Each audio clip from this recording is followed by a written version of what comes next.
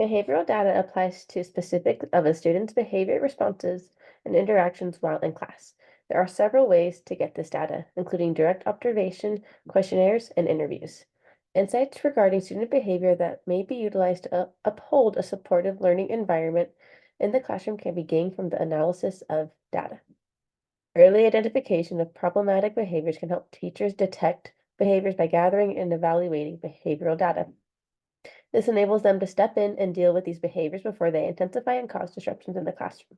Also, recognizing students' needs help teachers to gain insight into the needs and preferences of their students by using behavioral data. This can help them create a more welcoming and inclusive learning environment by guiding the adjustments they make to their instructional methods and classroom management techniques that meet these requirements.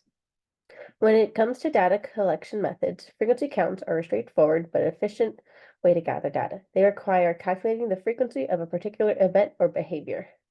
Some benefits of this data collection method includes assisting in seeing patterns and trends throughout time, and it offers quantitative data that is effectively subjected to statistical evaluation.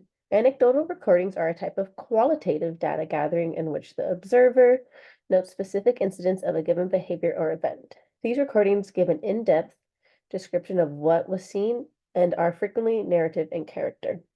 Some benefits of this data collection method include assisting, putting the behavior or incident in context and clarifying why it happened, and that it provides an elaborate, in-depth description of an incident or behavior. Deeper insights can be obtained from this than just from quantitative data. One technology tool that can help obtain data are behavior tracking apps, such as PowerSchool Behavior Tracking. This is beneficial because it allows teacher real-time data collection and encourages team members to share and work together. The practice of gathering behavioral data is essential to comprehending human behavior, but a variety of factors could assist or hinder its accuracy.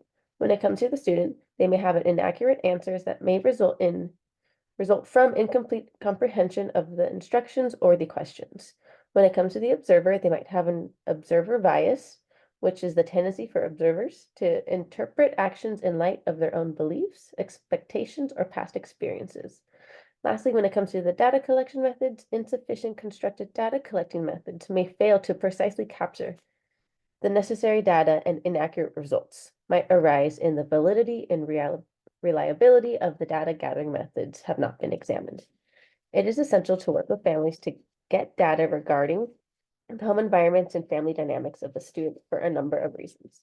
One, families have special knowledge about their child's upbringing, history, and daily schedule that teachers might not have. Teachers can have a greater understanding of a student's life outside of school by working together with families. Two, building trust and respect between educators and families is facilitated by collaboration. This trust may result in more honest communication, which can result in data that is more precise and thorough. Three, teachers can better adapt their teaching strategies and classroom environment to enhance a child's learning by having a deeper awareness of the child's family dynamics. In order to work with families to create behavior goals for the child at home and school, I would first schedule an initial meeting. During this meeting, I would go over the child's strengths, areas of concern, and answer any questions that the parents may have. Then I would discuss the child's strengths and areas of concern in more depth.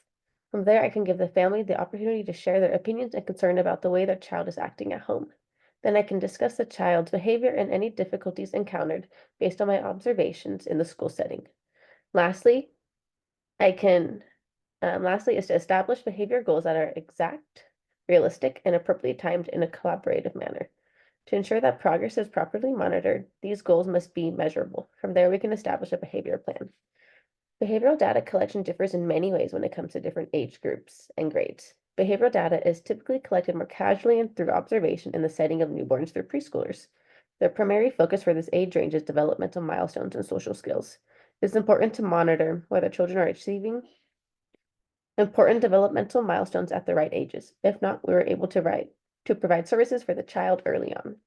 Seeing how children engage with their surroundings and peers can provide information about their emotional growth, problem-solving techniques, and social skills. If we observe any concerns, we can also act in a proactive way. Collecting data, behavioral data gets more systematic and structured in the K through 3 setting. Usually it is centered on academics instead of development. It is important to monitor a student's advancement across a range of subjects, which can provide information about their cognitive growth and capacity for learning. Behavioral data is frequently gathered for children that don't have any exceptionalities through standardized testing and observations. Standardized testing assesses a student's academic performance compared to their classmates.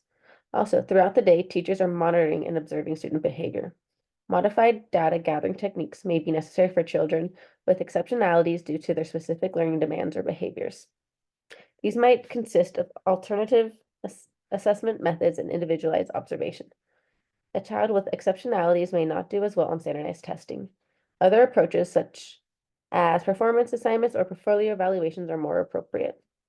For individualized observation, this type of observation may need to be more concentrated, conducted more frequently, and include specific equipment meant for working with children who have special needs. Adjustments to the data collecting techniques could be required to obtain accurate information about each student's requirements and skills. These might consist of tool adaptations and using several approaches. In order to make surveys and questionnaires easier for children to use and comprehend, they may need to be modified, as well as combining several approaches can give a more complete picture of a child's needs and abilities. Overall, working with children who have exceptionalities may need modifications to these techniques used, even though the fundamentals of behavioral data gathering are the same.